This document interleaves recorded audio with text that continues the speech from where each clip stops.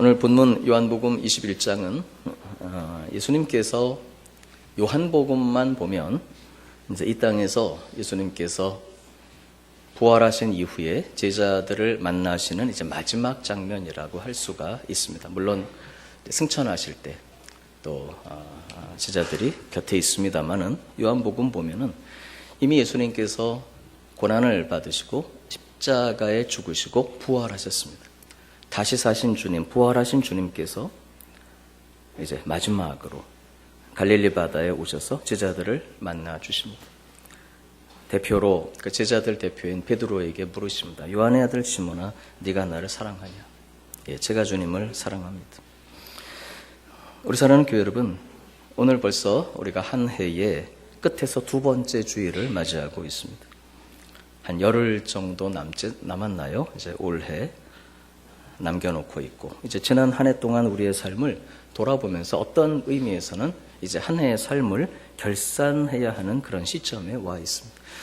지난 한 해를 돌아보면 여러분도 아마 그럴 것입니다. 기뻤던 일도 많고, 감사할 일들이 많고, 행복한 기억이 많고, 할렐루야. 반면에 또 아쉬웠던 일들도 많고, 또 슬픈 일들도 있었고, 또 어떻게 돌아보면 후회할 수 있는 그런 일들도 있었을 것입니다.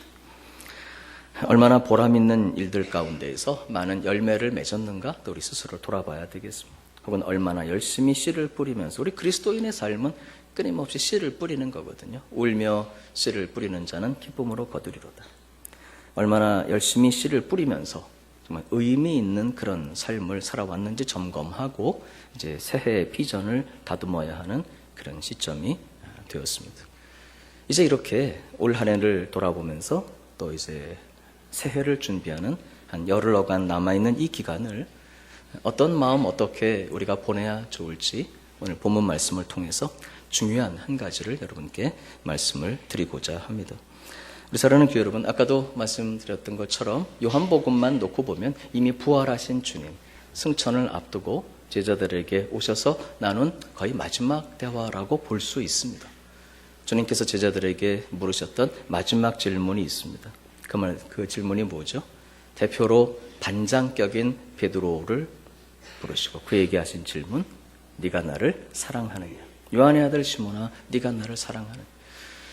아마 오늘 우리도 이제 한 해를 마무리하면서 주님께서 우리에게 한 해를 마무리하시면서 물으신다면 그렇게 물으실 것입니다.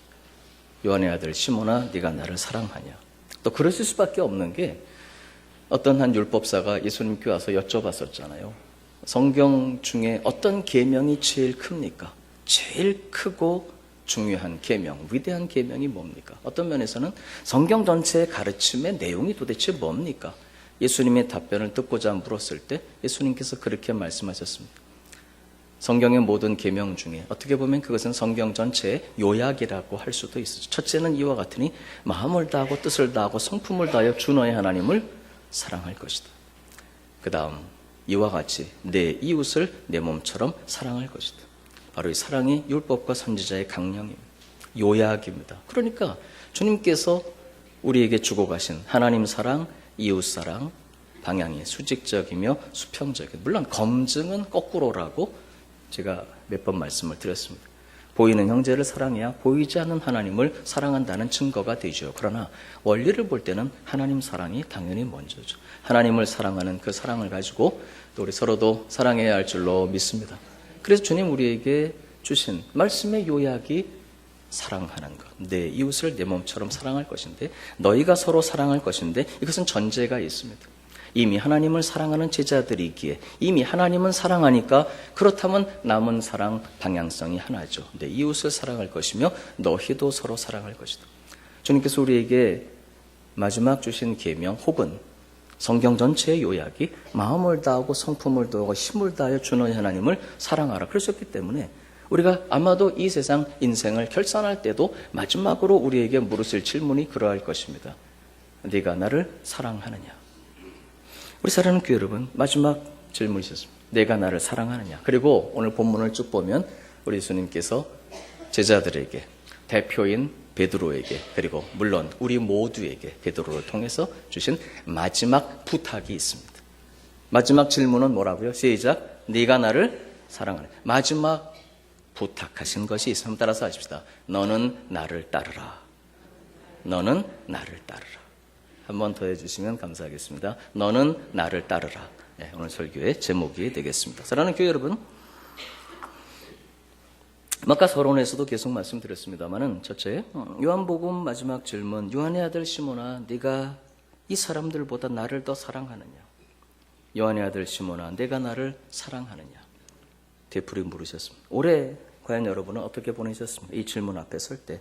그러므로 무엇보다 중요한 것은 과연 우리가 주님을 사랑하면서 한 해를 보냈는지 돌아봐야 할 것입니다. 우리 공동체, 교회 공동체가 이루어야 되는 표대가 있습니다. 성경은 명확합니다. 그 표대가. 바울 사도가 말합니다. 우리 가운데, 교회 가운데, 우리 가운데 이제는 누구도 자기를 위하여 사는 자도 없고 자기를 위하여 죽는 자도 없다.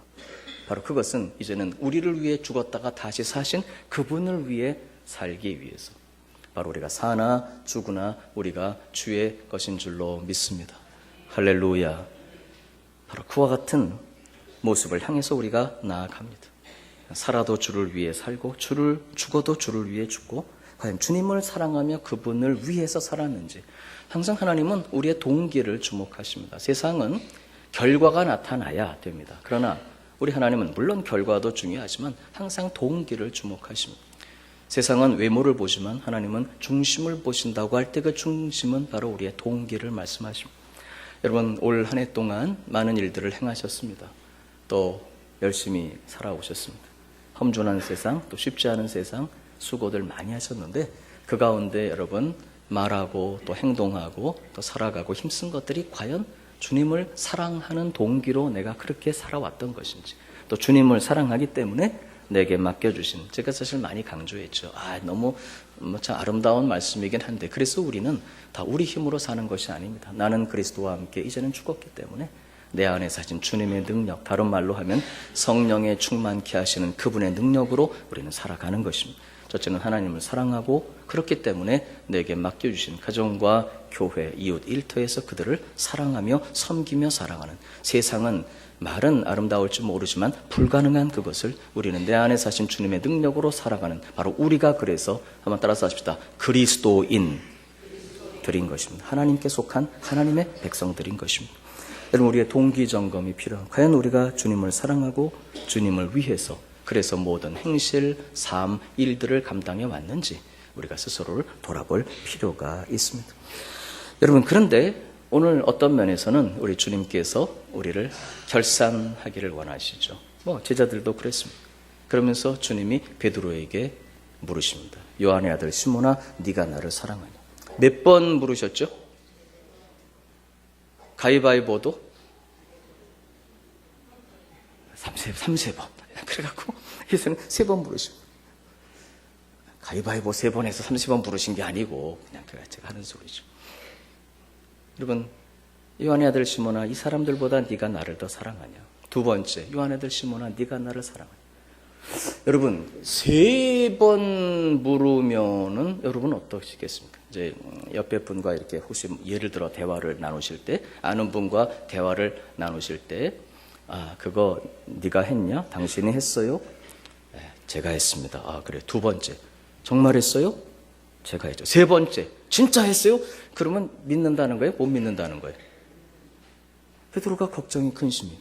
여러분 세 번째 물으시니까요. 17절 한번 보세요. 세 번째 이르시되 요한의 아들 시몬아 네가 나를 사랑하느냐 하시니 주께서 세 번째 네가 나를 사랑하느냐 하심으로 그 다음 베드로가 근심하여 이르되 예수님께서 너 나 사랑하냐 3번 물으시는데 베드로의 반응이 지금 어떻다고요? 근심하며. 여러분 베드로가 지금 근심할 수밖에 없는 이유가 있어요.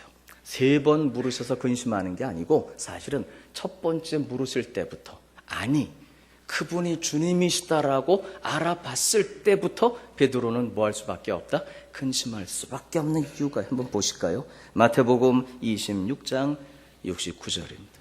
마태복음 26장 69절부터 한번 보면 여러분 이런 말씀. 마태복음 26장 69절입니다. 베드로가 바깥 뜰에 앉았더니 한 여종이 나와 이르되 너도 갈릴리 사람 예수와 함께 있었도다 하거늘. 70절 한번 같이 보실까요? 베드로가 모든 사람 앞에서 부인하여 이르되 나는 내가 무슨 말을 하는지 알지 못하겠노라. 72절 보실까요? 베드로가 맹세하고 또 부인하여 이르되 나는 그 사람을 알지 못하노라. 74절 봅시다. 시작. 그가 저주하며 맹세하여 이르되 나는 그 사람을 알지 못하노라. 여러분, 지금 마태복음 26장의 이 장면은 요한복음 21장과 아마도 한 열흘이 조금 더 지난 그런 기간이었을 거예요.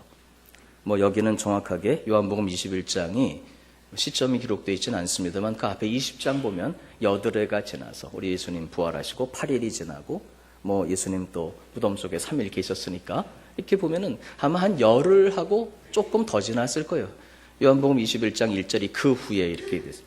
한 열흘 내지는 보름이라고 칩시다. 불과 한 10여일 전에 베드로가 예수님께서 체포되셨습니다. 이제 대제사장들에게 신문을 당하시고 로마 총독 본디오 필라도에게 사형 언도를 받으시고 이제 십자가에 달려 죽으시기 불과 직전에 예수님 체포가 되셨는데 제자들 다 도망갔습니다. 큰 소리 쳤죠. 다 주를 버릴지라도 나는 주님을 떠나지 않겠습니까? 우리도 주와 함께 죽으러 가자 말들을 그렇게 했는데 그 사랑하시던 12제자 예수님 다 버리고 도망갔습니다. 그 중에 베드로가 신문 받으시고 재판 받으시는 예수님 곁에서 이렇게 보고 있다가 너도 저 당이다. 그러니까 첫째 베드로가 부인합니다.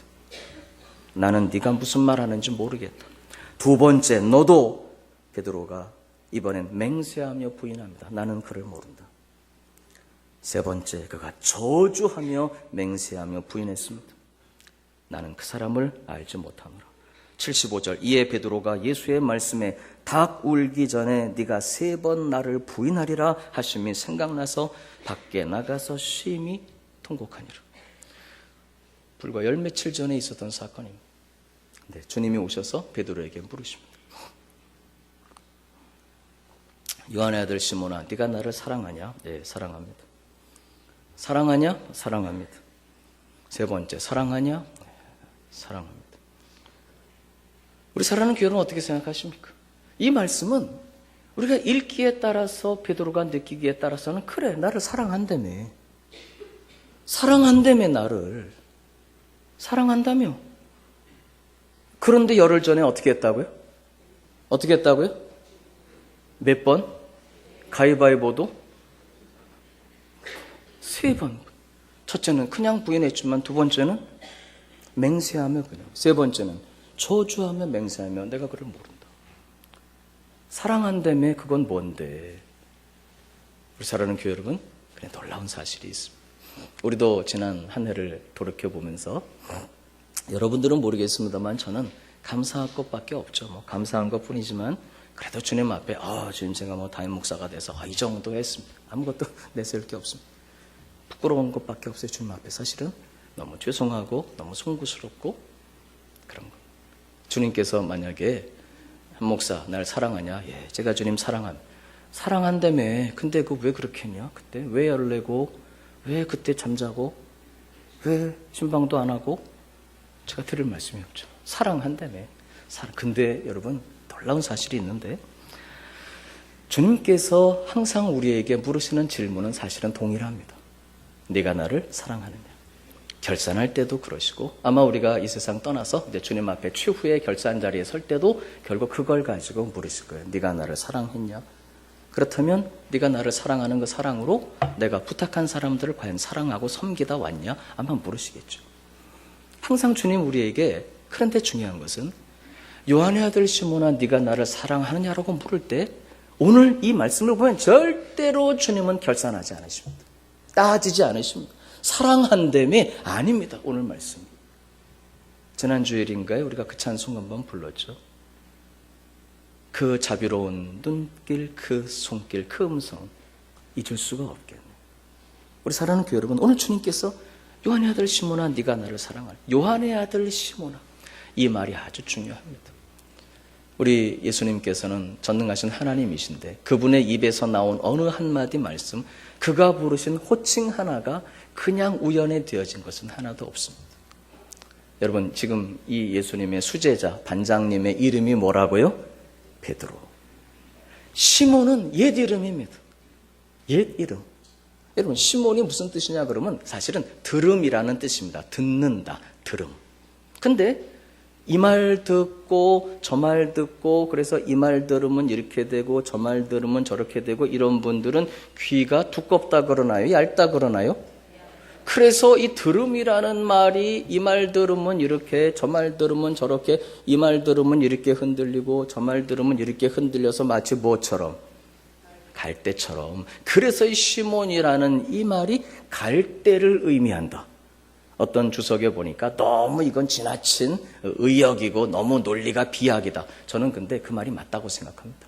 실제로 시몬이라는 이름은 바람에 흔들리는 갈대와 같은 사람, 연약한 사람, 줏대가 있는 사람, 없는 사람, 없는 사람, 연약한 사람의 상징, 그 이름이 바로 시몬입니다. 그래서 예수님께서 베드로를 처음 만나셨을 때 네 이름이 시몬인데 이름 바꾸자. 네가 이제까지는 흔들리는 갈대처럼 연약한 인생으로 살아왔을지 모르지만 앞으로는 네 이름을 베드로라고 해요. 게바. 원래 게바. 이 게바가 헬라어로 베드로인데 페트로스, 이 말은 반석이라는 뜻입니다. 뭐라고요? 반석. 흔들리는 갈대까지 연약한 인생이 예수 만나 든든히 믿음 위에 세워지고 사명 위에 세워지는 사명자. 그리고 앞으로 베드로의 그 반석, 베드로가 가진 신앙 고백, 사도들의 삶 위에 드디어 신약시대 교회들이 세워집니다. 그걸 주님께서 염두에 두시고 하신 말씀. 여러분, 베드로의 이름이 시몬에서 뭐로 바뀌었다고요? 베드로. 옆에 분에게 한번 인사하시죠. 시몬이셨는데 베드로가 되셨군요. 시작. 시몬이셨는데 베드로가 되셨군요. 한 번 더 합시다. 정말 존경스럽습니다. 한번 하시죠. 그런 것입니다.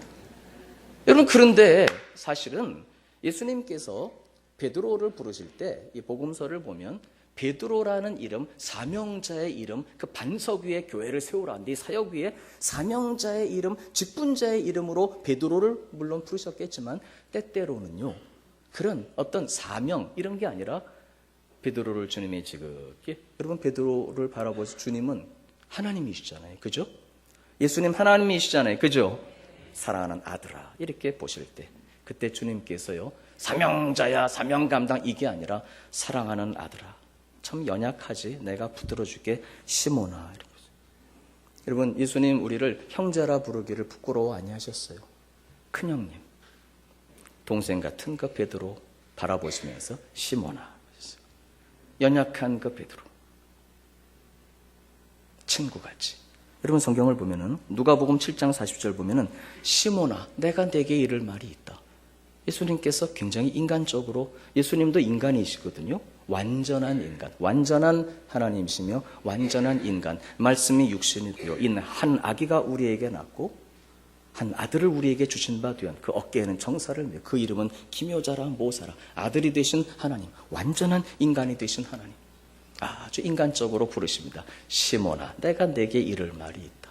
그 다음에 또 한 질문. 시몬아 내가 너한테 물어볼 거 한마디 있다. 예, 말씀하십시오. 야, 네 생각은 어떠하냐? 마태복음 17장 25절. 시몬아 네 생각은 어떠하냐? 물으십니다. 생각을. 그 다음에 특별히 그 베드로가 예수님 체포되시기 직전 그 마지막 겟세마네에서 눈물 흘리며 땀방울이 변해 핏방울처럼 되기까지 부르시고 기도하실 때 베드로는 뭐하고 있었게요? 잠들어 있었습니다. 그 잠들어 있는 그 베드로, 결정적인 순간에도 잠들어 있는 그 연약한 베드로를 보시고 주님 이렇게 말씀하십니다. 베드로야가 아니라 시몬아, 시몬아 자느냐? 야, 어떻게 한 시간도 깨어 있을 수 없냐? 시몬아. 오늘 본문에서도 3번씩이나 예수님을 부인하고 도망간 그 베드로를 주님께서 요한의 아들 시몬아 이렇게 부르십니다. 여러분, 여기에 엄청나게 많은 주석들이 있습니다. 요한의 아들 시몬아, 아버지의 이름을 언급하시는 것은 뭐 최고의 존중의 표현이다. 예수님께서 베드로를 뭐 존중하신 것이다. 그 다음에 이 갈대라고 하는 건 너무 지나친 의역이다. 그런 의미가 아니다. 뭐 이런 말씀. 그 다음에 여러분, 제가 몇 번 말씀드렸죠. 사랑이라는 단어 지금 동사로 물론 6번 등장합니다. 요한아들 시몬아 네가 나를 사랑하냐? 예, 제가 주님 사랑합니다. 사랑하냐? 사랑합니다. 사랑하냐? 사랑합니다. 사랑 몇 번이요? 6번 중에 2개의 단어가 쓰여지고 있다고 제가 여러 번 말씀드렸습니다. 우리말 번역은 다 사랑, 영어로 love 같습니다. 그러나 헬라어에는 사랑이라는 단어가 여러 개가 있습니다. 특별히 2가지 단어, 아가페는 무조건적인 사랑, 하나님의 사랑, 희생의 사랑, 헌신의 사랑, 인간에게는 존재하지 않는 사랑입니다. 하나님의 사랑. 첫 번째 예수님께서 그렇게 물으십니다. 요한의 아들 시몬아 네가 나를 아가페 사랑하니? 근데 베드로는 참아 제가 주님을 아가페 사랑합니다 라고는 대답할 수 없었죠. 몇 번이나 부인했는데? 3번. 그래서 베드로는 필리아, 필로세, 필리아, 인간적인 사랑이라는 단어를 씁니다. 제가 주님 필리아 사랑. 2번째, 아가페 사랑하냐? 제가 필리아 사랑함. 어떤 주석은 그렇게 돼 있어요. 그게 뭐 큰 의미가 있는 게 아니다. 어차피 복음서를 보면은 예수님께서도 아가페와 필리아를 그냥 계속 그냥 반복해서 섞어 쓰셨기 때문에 뭐 큰 의미가 없는 거다. 저는 그렇게 생각하지 않습니다. 전능하신 하나님이신 예수님께서 그냥 뭐 요즘으로 말하면 랜덤으로 그저 단어를 선택해서 아무 때나 아닙니다. 여러분, 차마 아가페라고는 말할 수 없었지만 그래도 주님 앞에 엎드려 잘못을 뉘우치고 통곡했던 그 베드로, 제가 주님을 필리하지만 사랑합니다. 주님이 그 사랑을 받아주신 거예요. 그래, 내가 네 마음을 알고 너를 이해하고 너는 그때 애썼어.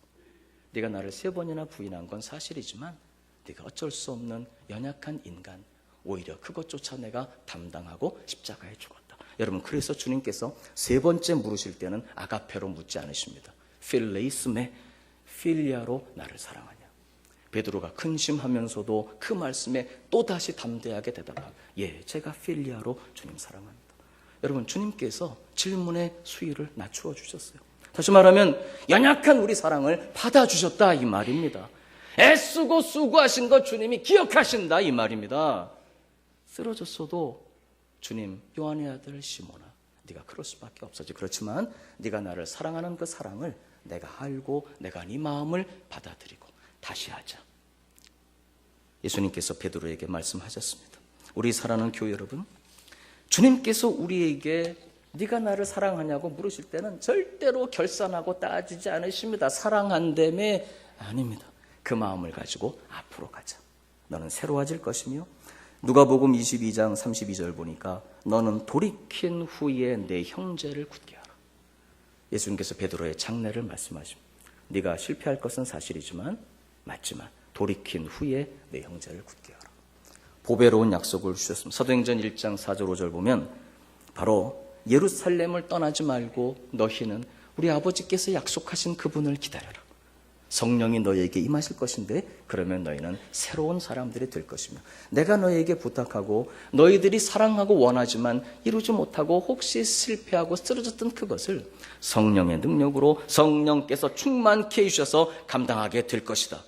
우리 주님께서 오늘도 저와 여러분에게 네가 나를 사랑하느냐고 물으시는 것은 틀림없고, 우리는 그 말씀에 부끄럽게 대답할 수밖에 없을지도 모르지만 주님은 절대로 그것을 따지지 않으십니다. 나를 사랑한다며 책망하지 않으십니다. 오히려 주님은 바로 우리의 마음을 받으시며 비전을 주십니다. 여러분, 결산이 아니라 비전입니다. 우리 하나님께서는, 우리 주님께서는 우리 각 사람을 향하신 계획과 사랑과 디자인과 그 인도하심을 말씀하십니다. 요한의 아들 시몬아, 베드로야, 이건 사명이죠. 그래서 우리도 제가 이런 것도 좀 생각해 볼 필요가 있을 것 같아요. 옆에 분을 사명자로 한번 불러보십시다. 사명자, 직분자, 직무, 시작. 아니, 사명자로 부르시면 장로님, 권사님, 집사님, 그리고 시작. 그러면 이번에는 사명, 직무 이런 거 말고 그냥 주님도 시몬아 부르셨던 것처럼 너무나도 깊은 사랑, 우리 유기체로서의 교회, 언제 제가 어려운 얘기 했었잖아요. 사랑의 공동체, 조건 없는 사랑. 한번 불러보시죠. 시작. 우리 장로님, 형님들 잘 계셨습니까? 우리 권사님, 누님들 잘 계셨습니까? 물론 문제가 있죠. 교회에서 그렇게 부르는 거. 그런 겁니다. 우리 사랑하는 교회 여러분, 주님은 한 해 동안 여러분의 삶을 이해하십니다. 그것이 마지막 이 갈릴리 바다에서 주님이 우리에게 주시는 교훈입니다. 우리 사랑하는 교회 여러분, 그리고 주님께서 베드로에게 말씀하십니다. 너는 돌이킨 후에 네 형제를 굵게 할 것인데 얼마 있으면 성령께서 너를 충만케 하실 것입니다. 하나님의 능력으로 채우심을 입은 후에 너는 나와 함께 영광의 길을 걸어갈 것이다. 여러분, 하나님의 관점이 물론 우리의 관점과 좀 다르긴 합니다. 하나님께서 실패한 베드로, 부인했던 베드로, 쓰러진 베드로, 후회가 가득한 이 베드로에게 주님 위로하십니다. 내가 너를 알고 내가 너를 이해하며 네가 그럴 수밖에 없었다는 것을 내가 이해하고 나는 변함없이 너를 신뢰한다. 할렐루야. 오늘 다른 건 몰라도 변함없는 하나님의 신뢰를 여러분 마음에다 담고 돌아가실 수 있기를 주의 이름으로 축원합니다. 그런데 주님이 말씀하시는 그 영광이 우리가 생각하는 영광하고 조금 다르긴 해요. 축복의 통로가 되고 은혜의 통로가 되고 축복, 영광, 성공, 승리가 2019년에 우리를 기다리고 있는 줄로 믿습니다. 그런데 주님께서 이런 베드로에게 향하신 영광의 비전, 앞으로 주님이 그와 동행하시면서 이루어 가실 원더풀한 이 플랜, 놀라운 계획을 말씀하시는데 베드로는 이해를 잘 못합니다. 물론 예수님께서 이렇게 말씀하신 그 영광은 베드로에게 주신 최고의 영광은 앞으로 순교자의 영광이거든요. 예수님께서 베드로에게 말씀하시면 네가 젊어서는 네가 가고 싶은 대로 다니고 네가 마음대로 띠띠고 옷도 입고 했겠지만 이제 그날이 오면 그때는 다른 사람들이 너에게 띠띠우고 네가 원치 않는 곳으로 끌고 갈 것이다. 이것은 베드로가 어떠한 죽음으로 하나님께 영광을 돌릴 순교의 예언이거든요. 근데 베드로가 이해를 못합니다. 근데 이해를 못하는데 어쨌든 남이 띠띠우고 뭐 남이 끌고 가고 뭐 그러니까 어감이 좋아요? 별로 안 좋아요? 안 좋죠. 그러니까 베드로가 생각에 잠기는 거죠. 물론 주님이 영광이라고는 하시는데 새로운 존재, 새로운 역사라고는 하시는데 축복과 영광과 승리라고는 하시는데 그럼 저건 무슨 말이지? 뭐 축복을 주시면서도 조금 주시겠다는 거. 근데 딱 보니까 옆에 지금 누가 있어요? 누가 있어요? 요한복음을 기록한 저자 요한이. 그러니까 우리가 아까 읽은 본문에서 주님이 사랑하시는 그 제자가 옆에 있어요. 요한이 자기 얘기하는 거예요. 이 요한은 여러분 공식적으로는 예수님의 제자들 중에 누가 반장입니까? 베드로가 반장인데 이상하게 베드로가 반장인데 변화산에 가실 때도 꼭 누구를 데리고 가세요?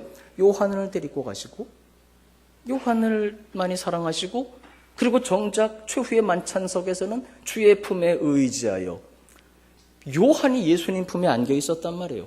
반장인 베드로가 아니라 물론 돌아가면서 안아주셨는지는 모르지만 그 본문만 딱 보면은 반장인 베드로가 아니라 요한이 예수님 품에 안겨갖고 누가 예수님 배신할 건데요? 이러고 있었던 이 요한. 걔가 딱 있는 거예요. 예수님께서 베드로에게 네 길은 이런 것이며 영광스러울 것이며 나는 변함없이 너를 신뢰하며 너를 통해 나의 일을 이룰 것이다. 할렐루야. 그런데도 베드로는 묻습니다. 얘는 어떻게 될 건데요? 다음. 얘는 어떻게 될 건데요? 얘는 어떻게 될 건데요? 그거 어떻게 되겠냐고 묻고 있습니다. 우리 사랑하는 교회 여러분, 오늘 주님께서 사실은 저와 여러분에게 새해의 비전에 대해서 말씀하고 계시는 것입니다.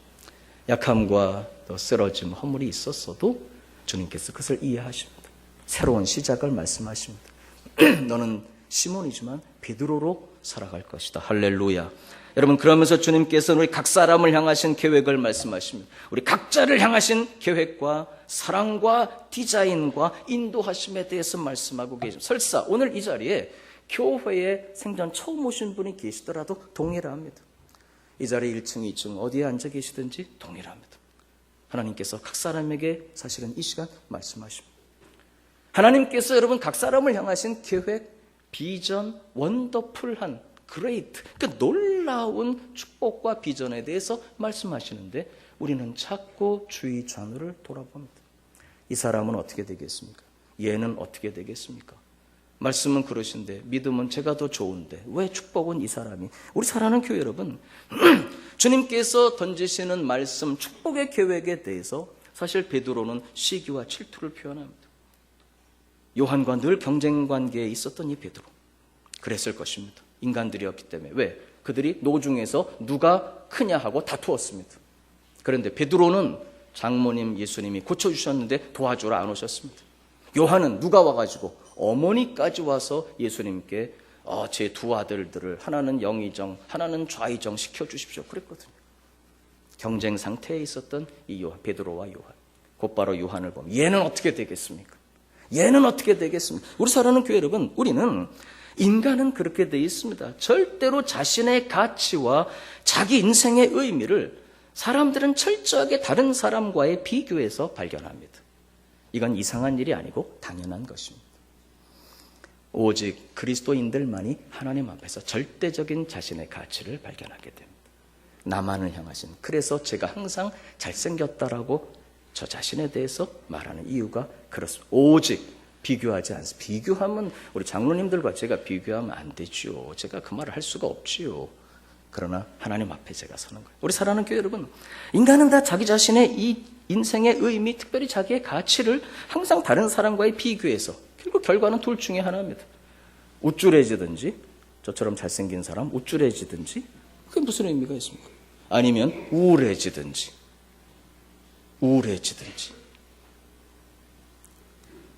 그런 것입니다. 우리 사랑하는 교회 여러분, 오늘 주님께서 말씀하시면 네 관점을 좀 바꿔야 되겠다. 걔는 어떻게 됐냐고 묻지 말고 너는 나를 따르라.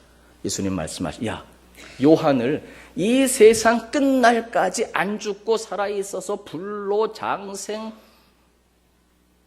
그런 삶을 이 땅에서 내가 그에게 계획한들 그게 너하고 무슨 상관이냐. 그건 누구를 향한 계획이지? 요한을 향한 계획이지. 너를 향한 가장 좋은 계획, 무엇과도 비교할 수 없는 최고의 생애, 이게 주님이 우리 각 사람을 다루어 가시는 방법이거든요. 그러니까 너는 나를 따르라. 우리 사랑하는 교회 여러분, 주님께서 여러분에게 부여하신 아름다운 인생을 절대로 조금이라도 놓치시면 안 됩니다. My way, 나의 길임. 주님이 나를 부르신 우리 사랑하는 교회 여러분, 관점이 필요합니다. 얘는 어떻게 되겠습니까? 얘는 어떻게 되겠습니까? 이 사람은 이 사회의 기준은 우리는 아닙니다. 하나님 앞에 나를 발견하는 것입니다. 우리 사랑하는 교회 여러분, 너는 나를 따르라. 말씀 맺겠습니다. 나에게 말씀하십니다. 우리 사랑하는 교회 여러분, 내가 그에게 어떻게 해주던 그것이 너와 무슨 상관이냐? 너는 내가 너를 향한 그 계획, 너만을 위해 가진 그 플랜, 원더풀한 계획이 너를 향해 있고 너를 위해 있는데 너는 나를 따를 것이다. 우리 사랑하는 교회 여러분, 혹시 어려서 가지셨던 꿈들이 있으십니까? 제가 아까 2부 때는 이제 조금 그걸 설명을 했었는데, 원래 제가 가진 꿈, 우리 청년들은 한 목사가 가진 꿈을 압니다. 제가 가진 꿈은 원래 세계를 정복하는 것이었습니다. 정치, 경제 뭐 이런 거 가지고는 뭐 징기스칸, 뭐 나폴레옹 다 그거 잠깐. 저는 세계를 정복하는 꿈을 실제로. 제가 그래서 학교도 그렇게 갔고, 근데 제가 예수님을 만난 이후로 그게 다 사라진 줄 알았더니 어느 틈엔가 주님께서 여러분 만나 원로 목사님 모시고 세계를 정복하는 사람이 되어 있습니다. 할렐루야. 여러분 제 방에다 올라오십시오. 3부 예배 끝나고. 제가 지난주에 우리 교회에서 파송한 선교사 4사람, 김혜수 선생님까지 5사람이 나가 있는 나라의 국기를 제 책상에다 이렇게 꼽아놨습니다. 그들을 통해 우리 교회는 세계를 정복합니다. 원로 목사님 다니시는 세기청 곳곳마다 우리는 세계를 복음으로, 할렐루야. 주님은 제 어려서 가졌던 그 꿈을 이루어주고 계십니다. 이상하게 제가 초등학교 2학년, 3학년 때도 전 세계 나라 이름 다 외우고 뭐 수도 이름 이랬었거든요. 지금 그 세계 정복의 꿈을 한 목사에게 이루어주고 계시는 줄로 믿으시기 바랍니다. 근데 이것은 제 얘기가 아니라 누구의 이야기? 여러분의 이야기. 여러분 어려서 꾸셨던 꿈이 있으십니까? 혹시 희미해지신 꿈이 있으십니까? 하나님께서 여러분에게 주셨던 마음의 큰 비전인데, 여러분 세상에서는 그것이 희미해졌을지 모르지만 그 모든 것 하나도 사라지지 않고 은혜 가운데, 믿음 가운데 하나님은 새로운 형태로 그 꿈을 이루어주고 계시다는 사실을 믿으시기 바랍니다. My way, 나의 길. 그런데 이 길이 주님 보시기에 너무 영광스러운 길이기 때문에 연단이 많은 것뿐입니다. 어떤 분은 육체적인 질병, 어떤 분은 환경의 고난, 마음의 아픔, 여러분 모든 연단이 그래서 있는 거예요. 그리고 이 모든 연단을 통해 우리는 그 꿈을 이루는 사람들이 될 줄로 믿습니다. 여러분 이렇게 하나님 앞에 나를 발견하고 내게 주신 은혜를 발견하고 내게 주신 은사를 발견하고 여러분, 내가 하나님 앞에 굳게 서게 될 때 비로소 그래야 진정 우리는 섬길 수 있습니다. 진정 그때에만 우리는 섬길 수 있는 것입니다. 우리 사랑하는 교회 여러분, 바로 하나님께서 나를 어떤 사람으로 만들어 가시고 하나님이 사랑하는 사람, 섬길 수 있는 사람, 영광의 사람, 비전의 사람, 그래서 내가 경험한 모든 고통과 고난은 그것을 통해서 그렇게 아파하고 힘든 분들을 섬기기 위해 나를 세워 가시는 거예요. 하나님 앞에 자기를 발견하는 사람만이 비로소 섬길 수 있습니다. 비로소 주의 뜻을 이루어 드릴 수 있습니다. 사랑하는 교회 여러분, 말씀 맺겠습니다.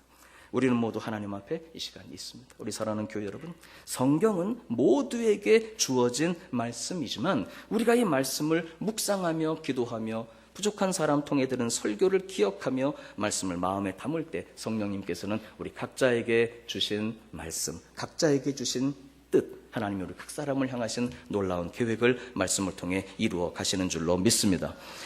우리 사랑하는 교회 여러분, 절대로 전후 좌우를 계속 두리번거리고 계시다면, 그리고 때때로 우쭐해지고 때때로는 우울해지고, 그렇다면 우리는 절대로 주님께서 나를 위해 디자인하신 이 멋진 인생을 우리는 살아내지 못합니다. 여러분, 연세가 어떻게 되시든 상관없습니다. 주님, 제가 지난주에 우리 온 교회에 선포했습니다. 주님께서 연세 드신 분들께도 청춘을 돌려주신다고 선포했습니다. 할렐루야. 청춘으로 독수리같이 날개치며 올라가는, 여러분, 영적으로 믿음으로 주님과 더불어 살아가는 영광의 삶은 이제 비로소 시작인 줄로 믿습니다.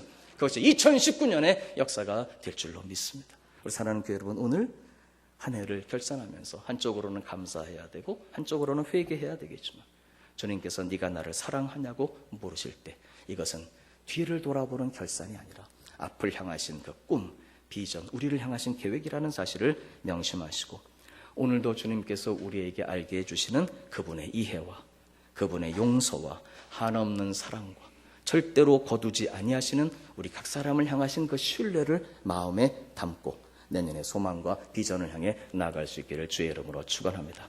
한 가지 생각하실 것이 있기는 있습니다. 그게 뭐냐 그러면, 이제 시몬이 아니라 무엇으로 살아갈 수 있도록? 베드로로 살아갈 수 있도록. 그것은 한 가지가 필요합니다. 바로 성령이 너희에게 임하시면 너희가 권능을 받고 그 충만하심으로 말미암아 이제는 시몬이 아니라 베드로의 삶을 그분의 능력으로 살아가게 될 것이다.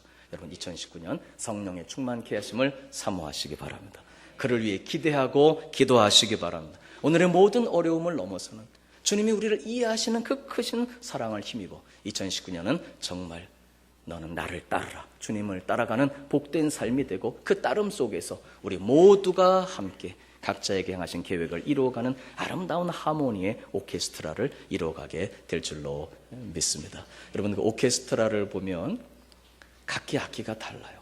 근데 예를 들어 바이올린을 키는 분이 딱 보니까 트럼펫 소리가 너무 좋은 거예요. 그래갖고 주여, 제가 비록 이 악기를 치지만 소리는 트럼펫이 되게 해주시옵소서. 응답이 될까요? 안 될까요? 되지도 않지만 그럴 필요도 없지요. 여러분, 각자 우리의 삶 하나님께서 인도해 가시지만 결국은 우리 모두를 아름다운 오케스트라와 같이 아름다운 교회, 각자 여러분의 꿈이 이루어지며 주님이 그래서 거대한 우리 교회를 통해 이루어 가시는 영광의 하나님의 나라, 축복의 삶을 사시게 될 줄로 믿습니다. 여러분, 2019년 기대하십시오. 주님께서 새로운 역사, 새로운 꿈, 너는 나를 따르라, 이 말씀을 명심하고 좌우를 두리번거리지 말고 주님께서 부르신 나의 생애 마이 웨이, 그 모든 꿈을 다 회복하시기를 주의 이름으로 축원합니다. 주님 안에 그 꿈을 향해 달려가는 저와 여러분 되시기를 주의 이름으로 축원합니다.